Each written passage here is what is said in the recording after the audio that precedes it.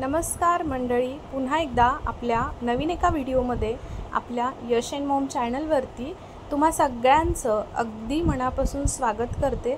तर आज बघा इथे अशा पद्धतीनं आळूची बघा या पद्धतीनं अशा रोल करून आपण छान अशा पद्धतीनं काप करून घेऊन मस्त अशी एक रेसिपी बनवतो, जी की तुम्ही कधी पाहिली नसेल आणि खाल्लीसुद्धा नसेल। तर बघा अतिशय सोपं काम तुमचं इथे मी करून दाखवणार आहे। तर बनवायला म्हणाल तर अतिशय सोपी पद्धत आहे। जर अशा पद्धतीनं आपण बनवलं तर आळूची ही रेसिपी बघा तुम्ही नक्कीच आठवड्यातून एक 4 वेळा तर बनवालच, याची मला गॅरंटी आहे। अतिशय सोपी पद्धत आहे। आपल्याला आळूवडी तर आवडतेच आवडते, पण बनवायचं म्हटलं की खूप कंटाळ येऊन जातो। मग कधी आपण कधी 1 महिन्यातून, कधी 2 महिन्यातून, कधी 15 दिवसांनी अशा बनवत असतो। पण या पद्धतीने जर तुम्ही बघितलात ना तर तुम्ही अतिशय सोप्या आता बघा ही आळूची पानं घेतलेली आहेत आणि सर्व ना मी व्हिडिओमध्ये घेतलेलं नाही, पण स्वच्छ धुवून घेतलेली आहेत। आणि त्याच्यानंतर बघा जे तुम्हाला पाठचं देठ दाखवले तर देठसुद्धा काढून घेतलेले आहेत आणि लाटण्याने तुम्हाला लाटून दाखवलं। तर देठ काढून ना अतिशय छान पद्धतीनं आपल्या शिरा काढून घेऊन बघा लाटण्याने एक एक पान करून मी छान लाटून घेतलेलं आहे, म्हणजे शिरा मोडून घेतलेले आहेत। आणि नंतर या पद्धतीनं बघा एकावर एक सगळी पानं ठेवून अतिशय सोप्या पद्धतीनं ही करू शकतो। त्याच्यामुळे बघा सगळी एकावर एक पानं ठेवली आणि रोल करून घेतला आणि त्याच्यानंतर या पद्धतीनं कापून घेतलेली आहेत। तर अशा पद्धतीनं कापून घेतली। आता बघा आपण एका बाउलमध्ये काढून घेतलेले आहेत, ज्याच्यामध्ये आपल्याला हे तयार करायचं आहे। आता याच्यामध्ये घालण्यासाठी आपल्याला एक मिरचीचं वाटण लागणार आहे, तर ते मी इथे सुरुवातीलाच बनवून घेतलेलं आहे। तर याच्यामध्ये 10 ते 12 मिरच्या घेतलेल्या आहेत, हिरव्या मिरच्या, लसूण पाकळ्या 10 ते 15, जिरं आणि इथे बघा कोथिंबीर, असं करून छान वाटण बनवून घेतलेलं आहे। त्याच्यानंतर हे वाटण घालून घेतलं, त्याच्यामध्ये अर्धा चमचा हळद घातलेली आहे, अर्धा चमचा इथे मिरची पावडर घातली आहे। जर इथे तुम्हाला जास्त तिखट हवा असेल तर नक्कीच मिरची पावडर घाला। आणि जर मुलं वगैरे खाणार या पद्धतीने जर तुम्ही बनवताय तर थोडंसं तिखटाचं प्रमाण तुमच्या आवडीनुसार कमी जास्त करू शकता। त्याच्यानंतर त्याच्यात धना पावडर अर्धा चमचा घातलेली आहे, ओवा 1 चमचाभर छान असा हातावरती चोळून घातला आहे। आणि नंतर बघा आपल्याला याच्यामध्ये घालायचं आहे ज्वारीचं पीठ। तर ज्वारीचं पीठ इथे मी 2 चमचे मोठे घातलेले आहेत। आणि इथे ना आता जे आपण मिक्सरमधून जे मिश्रण ओतलं तर ते इथे कोकम जो होता तर 4-5 कोकम मी पाण्यामध्ये भिजत घातले होते, तर ते ना छान मिक्सरमधून वाटून घेतले आणि त्याची प्युरीसुद्धा आपल्याला याच्यामध्ये घालायची आहे। म्हणजे जो काही चरचरपणा वगैरे काही पानांना असेल तर तो त्याच्याने कमी होतो आणि टेस्टसुद्धा खूप छान लागते। त्याच्यानंतर बघा त्याच्यामध्ये आपल्याला बेसन पीठ घालायचं आहे, जितकं मावल तितकं बेसन पीठ घालायचं। चवीनुसार मीठसुद्धा आपण सुरुवातीला घातलं आहे। आणि आता बघा जितकं मावल तेवढं आपल्याला याच्यामध्ये पीठ घालायचं आहे बेसन, आणि छान या पद्धतीनं मळून घ्यायचं आहे। मस्त मिश्रण अशा पद्धतीनं तयार करून घ्यायचं।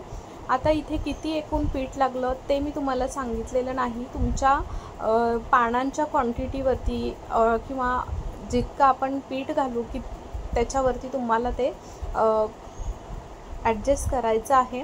तर इथे आता बघा छान असं पीठ तयार करून घेतलेलं आहे, मिश्रण आपलं तयार झालेलं आहे। थोडंसं तेल वरतून लावलेलं आहे आणि तीळसुद्धा आपल्याला घालायचे आहेत। सुरुवातीला तुम्हाला जर घालायचे असतील तर घालू शकता, आपण इथे आता सुरुवातीला घातलेले नाहीत, नंतर आपण इथे तीळ घालणार आहोत वरतून।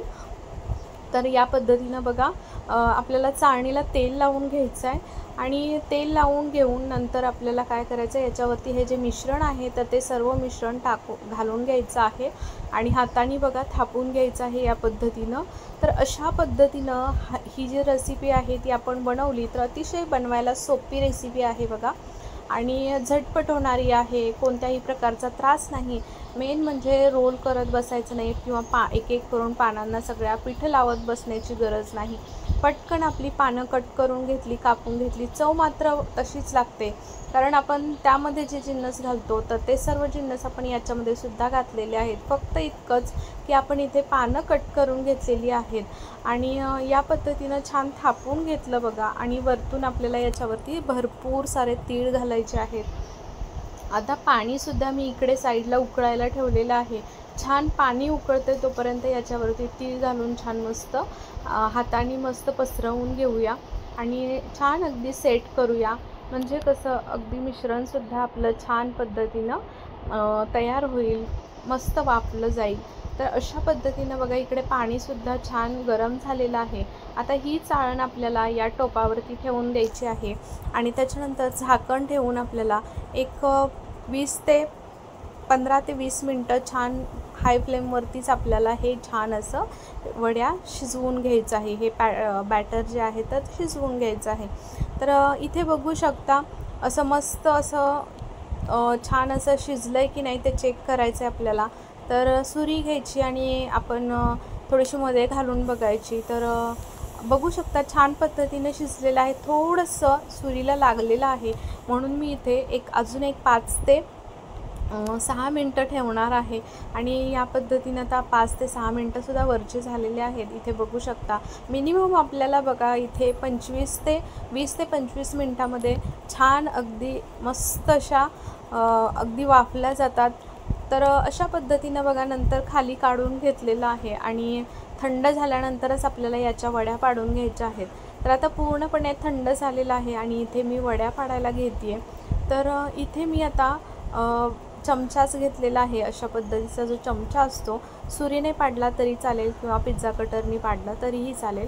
अशा पद्धतीनं हरवेळी एक लाईन काढली की उचलून घ्यायचा चमचा आणि दुसरीकडे लाईन घ्यायची. अशा पद्धतीनं केलं की अजिबात म्हणजे जे चमचालासुद्धा मिश्रण अजिबात चिटकत नाही आणि छान पद्धतीने इथे आपल्या वड्या अगदी बघू शकता इझिली निघत आहेत. खाली मिश्रणसुद्धा बघा चिकटलेलं नाही, अतिशय छान पद्धतीनं वाफल्या गेल्या आहेत. तर अशा पद्धतीनं झटपट या वड्या तयार होतात.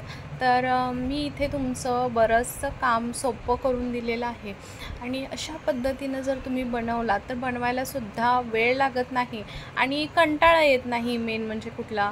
तर नक्कीच खायलासुद्धा बघा तितकीच टेस्टी ही वडी झालेली आहे.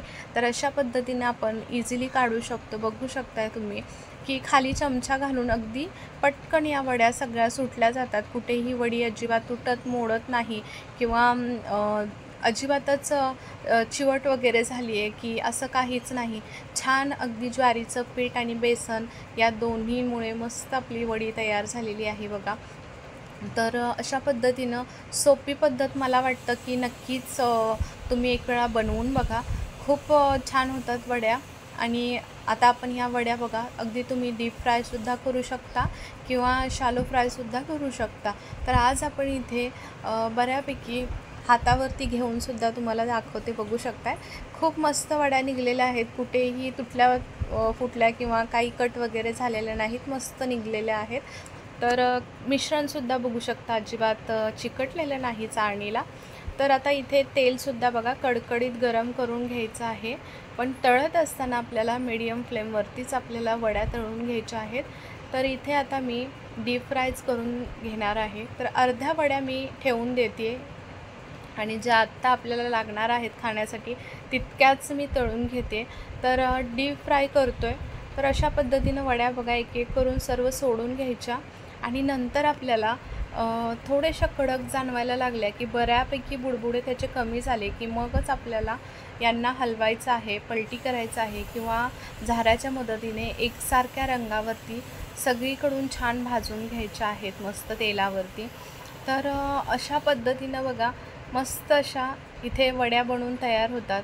आता तुम्हाला इथे अजून थोड्या वेळाने थोडे बुडबुडे बऱ्यापैकी सगळे कमी झाले, वड्या छान खाली तळाला सेट झाल्या की मगच आपल्याला वड्या काढून घ्यायच्या आहेत. अजिबात गॅसची फ्लेम लोसुद्धा ठेवायची नाही आणि हायसुद्धा करायची नाही. लो ठेवली तर वड्या तेल पिऊ शकतात बघा। आणि जर हाय ठेवली तर असा मस्त लगेच कलर येऊ शकतो, आतून वडी कच्ची राहू शकते, खाताना पीठ जाणवू शकतं।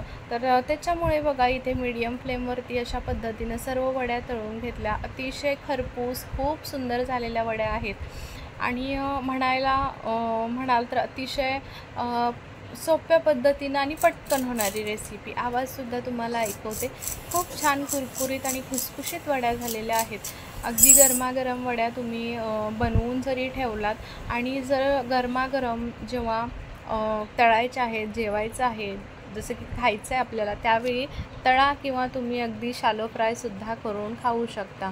थोडंसं तेल घालायचं, जिऱ्याची फोडणी करायची आणि शॅलो फ्राय करून मस्त या वड्यासुद्धा खाण्यासाठी सुंदर लागतात। तर कशी वाटली रेसिपी ते मात्र ज़रूर कमेंटमध्ये कळवा। रेसिपी थोडी जरी आवडली असेल तरी व्हिडिओला एक लाईक करा। चॅनलवरती कोणी नवीन असेल, अजून सबस्क्राईब केलं नसेल तर नक्की सबस्क्राईब करा आणि बेल घंटी दाबा, म्हणजे माझे येणारे छान छान व्हिडिओ तुम्हाला रोज पाहायला भेटतील। माझे संपूर्ण व्हिडिओ तुम्ही रोज पूर्ण पाहता त्याबद्दल खरंच मनापासून धन्यवाद। चला उद्या पुन्हा भेटू अशा छान रेसिपीसोबत। तोपर्यंत बाय बाय।